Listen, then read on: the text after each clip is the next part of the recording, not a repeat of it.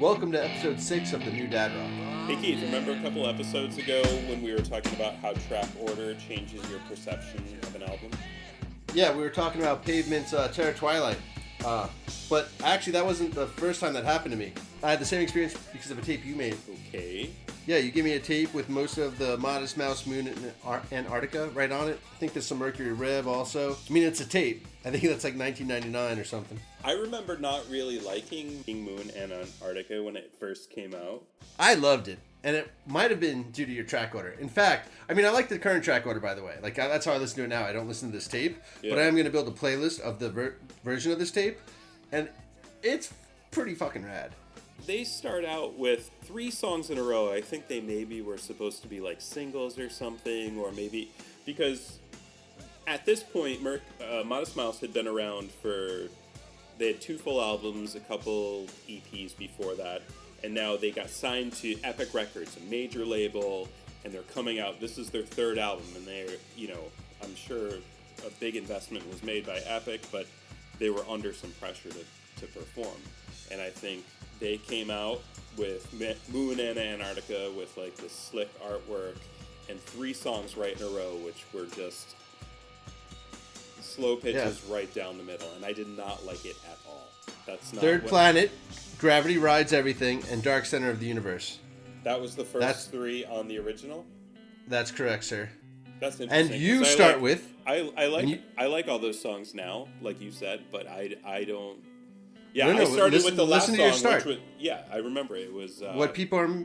Yeah, which is that... made of. Like, that was the heavier, more punk, like, wide open, like, loud Modest Mouse that I liked from their first 2 albums. What people are made of, that's right, is last on the original, first on yours. Then your second is I Came as a Rat, which is 12th on there, so also very late. Right. And then your third one is Tiny Cities Made of Ashes, which is 5 on theirs, but 3 on yours. Yeah, all 3 of those are pretty loud, rocking, noisy songs that would fit in with their first 2 albums. Like, I'm thinking Tundra Desert or Doing the Cockroach, those style songs from their first 2 albums. I'm staring at this tape, though, and you must have not really liked the album when you first heard it, because you only put 8 of the 15 songs on here. That could have been because of, it was on a tape, so I had 45 minutes, and it was like a 70-minute album. Okay, that might be true, except... When you show the photo of this, there's 3 songs written on the same side A of this tape from another band in a different handwriting, as if you had 10 minutes or so remaining. You know what? Maybe what's on the other side? Is it Morphine? Morphine's on the other side, but he gave me like 3 Mercury Rev songs, I think. So it could have just been that those songs were better than the other 7 Modest Mouse songs, and that's cool. And I appreciate that. You know what I was probably doing? I was probably thinking of the artist and their album sales and giving you the teaser and saying, if you want this album, you have to go out and buy it. So, Modest Mouse and Epic Records thanks me. Okay, that's fair. Okay, so let me tell you the other songs that were on there. Number 4 on your version of it. Stars Are Projectors. Oh, that's like their big, long 8-minute song. It's kind of trippy in the middle, right? That's their... Yeah, totally. Their big showpiece. So I put that 4th. Okay, that's good. Those 4 songs are fantastic right now. Those are probably the best 4 songs on the album, right? Totally. Well, I'm not the big... I Came as a Rat. I might do something different. But anyway, A Different City is number 5 on yours. Lives is 6. I'm surprised I put Lives on there, actually. Alone Down There. I love that. Is 7. So, okay. Do you know what the last song is? Is it? It's probably, I don't know, I probably left with something lighter, right? The cold part. Oh, so long to this cold, dark part of the world. Yeah. Totally. And you're right. Yeah, I was just making a mini set or something. I don't know. No. You left off Third Planet, which you said you didn't like, and you didn't like the Gravity Rides Everything. Like you said that. You said that you didn't like the beginning of the album. But originally when it came out, I didn't like those. But now Third Planet... yeah, totally.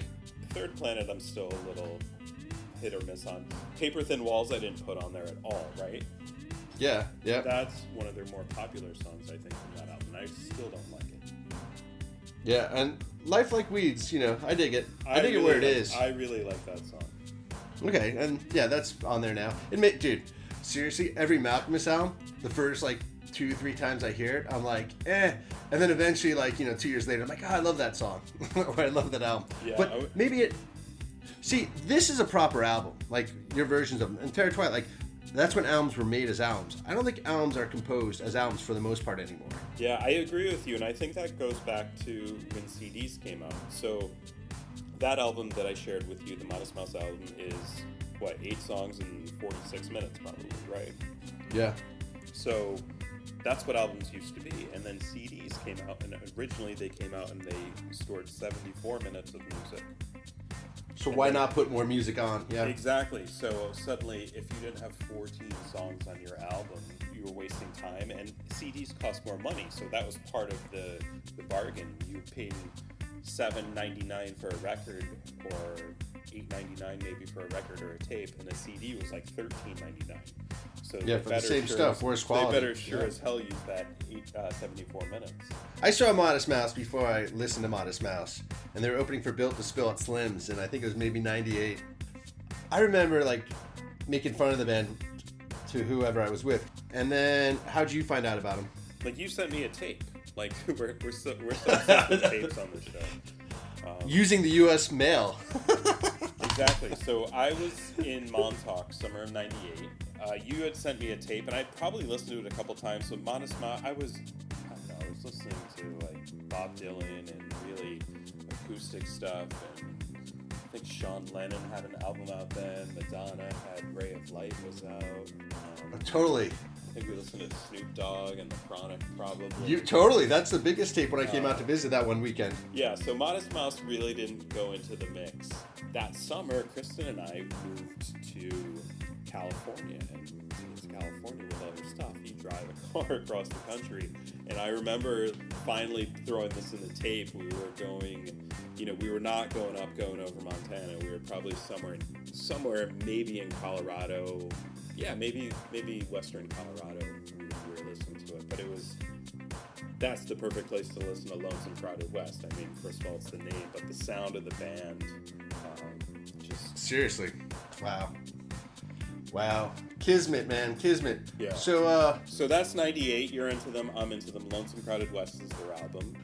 But they had 2 albums, which were like both 74 minutes, and then they had a few EPs. So they had a lot of stuff. So when we saw them, and I saw them a bunch of times in 99, certainly before this album came out, I saw them a bunch of times before Moon Antarctica came out. Yeah. And that was produced by Brian Deck of Caliphone, right? Yeah, I mean, Caliphone records all sound awesome. I don't know if you like that dusty Texas border town style. Oh, that's Calexico. You know what it is? We are not yet professional enough to have a fact checker write our scripts for us or review our scripts. So eventually, when we can afford that, this will be much more proper. No, that was just the brain part, confusing Caliphone and Calexico, because I got into them around the same time, but they're totally different bands. Totally, but spelled practically the same, so I don't think it's your fault. I mean, this autocorrect, so how would you know? Okay, so I saw them at Slim's before I knew them. I swear it might have been an acoustic guitar even, which makes no sense in hindsight, so my memory's lapse in there. Where else have we seen them? I think they played 3 nights in a row at...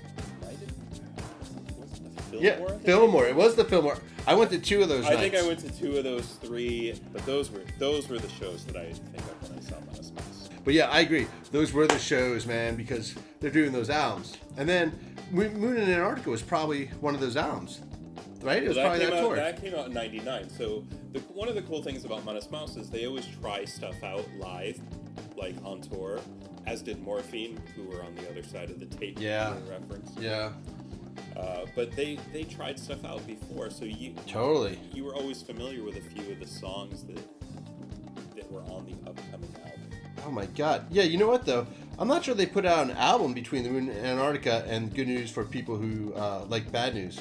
So there's 4 years there. They did that EP, Everywhere in His Nasty Parlor Tricks, which I remember that EP came out in 2001. It was right around 9/11 when that album came out. We were at a show at the Warfield in San Francisco on September 10th, 2001. Oh my god, I totally remember that. Yes. Talking Shit About a Pretty Sunset was the last song they played in that set, and I remember on 9/11 and weeks after it, just singing that song in my head. It was just stuck there because it was the last song I heard. And next thing I know, my mother-in-law's calling, from the East Coast to wake me up and be like, you shouldn't go to work today. I remember that. I remember getting phone calls. Every phone's ringing in your house, and it was pre-cell phone. So you have all the. Well, no, it was. I think we had cell phone-ish, yeah. Right. So there was. Totally. I'm sorry. There were still house phones. Is probably what I mean to say. So the house phone goes off. That's ignored. My cell phone goes off, and I grab it, turn on the TV. I'm like, they're missing one. One's missing, and the second one happened. Kristen went to the show with us, I think, and I remember getting into bed, and she's like, "Oh, I wish we had a snow day tomorrow." And it doesn't. Jesus. First of all, it doesn't snow in San Francisco, and second of all, it was September 10th. Like, there was no snow day anywhere. And she's like, I wish we had a snow day tomorrow. Oh, wow. Modest Mouse, man, that was a good show. I'll tell you what was unique about that show for me. I went up front on the floor.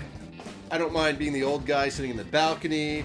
I don't mind being in the back by the bar, watching above everyone because it's a sloped floor. Mm-hmm. But, I was seriously up 2-3 rows from the front to the right. I was with you. We were 2-3 people from Isaac Rock right there in front of us. Totally. It's the only time I've ever gotten that close. I shouldn't go that close to the sun, dude. I was like Icarus. It's funny. I went to that same exact venue 1 week later. So this was 9/10 I saw Modest Mouse. Yeah. On 9/17 I saw PJ Harvey. And we were up front on the opposite side. And she came out and I don't know if it was in the best taste, but she did play the song Kamikaze, which, flying a plane, but I just remember her, she's English and we're in San Francisco, California, and I think, this was possibly the first time people had gone, certainly to a concert, but possibly out, although certainly people were doing a lot of drinking at the time. But she was just, you could feel the emotion in her voice, and be like, this, we're brothers in the world, and we're one human race. And that certainly came through. And then she wails into Kamikaze, which is totally another message. I mean, you're an artist. You're an artist. You're going to do that, dude. For someone who's been in a band that plays songs along that style, that's good taste, bad taste, and it's blurring on purpose to get people to think. I played a show, it's called What the Hell Happened Yesterday, 6-year anniversary. This show I played was on September 12th, 2007. Yeah. And as part of the set, my band was playing live, and behind me, I had made a presentation of the towers blowing up in reverse. So I used archival footage, and I made it slow motion or whatever, and repetition, because that was the vibe then. But you were building it back up, right? Totally. And then I had someone come up to me after the show, crying and thanking me and saying, I've been thinking so much about this, and I don't know what to make of it, and your show, da-da-da, which is really, really cool. Hey, man, Modest Mouse is great. What do you think? Should we? Definitely, man. We've had one band on here so far. Okay, so we're going to officially add them to the new Dad Rock Hall of Fame? Yeah, or what? There's probably a better name we'll come up with in episodes in the future, but so far it's the new Dad Rock Hall of Fame, and it's Pavement and now Modest Mouse. Yeah, and I think when we get to 64 teams, we should do March Madness bracket war. That's what we should do for 2021. That's our goal. Cover 64 bands, have them go head to head, and see who's the best band of, that month. Well, how many records are on our logo for our, the podcast logo with all those vinyl records? Totally. All those are automatically entered. I know Olivia Tremor Control's there, so there's at least one record. Yeah, I think there's a of Montreal record on there, so we know what the lowest seed is. Or should I say the highest seed? The last place team. They snuck in there because the side of their record looked cool. Yeah, really cool. Dude, design's great, especially think about it for books. It's so hard. How do you pick a random book? It's a book cover. You might get a recommendation. That's not random. But, the way it looks, design is part of it. Oh, I have so much more to talk about, but I think we should save it for another day. Yeah, I agree with you. So we have Modest Mouse and we have Pavement, and certainly Modest Mouse, I would say, is on the scale of Pavement. Definitely 2000 and later Modest Mouse versus the solo Malcolmus or Malcolmus and the Chicks. I would give the nod to Modest Mouse easily there. But Oh, 100%. 90s, I think, still got to give to Pavement. Not only for I don't know, man. Okay. They had 5 extra years or so. I think Pavement was like my 25 and below, and Modest Mouse was my 27 and above. Like, they sort of complement. I mean, I love Malcolmus's albums maybe even better than Pavement in a lot of ways, but they can't be as influential. It was just different. Well, his new stuff is more dad rock. His solo is It's 100%. That's like all right. All right. I have an idea. I don't know why you don't do this for more albums. You should just reorder some albums that I like. Maybe that's our next episode. Let me think of an album I want reordered. All right, everyone. Thanks for listening, and stay safe out there. Thank you.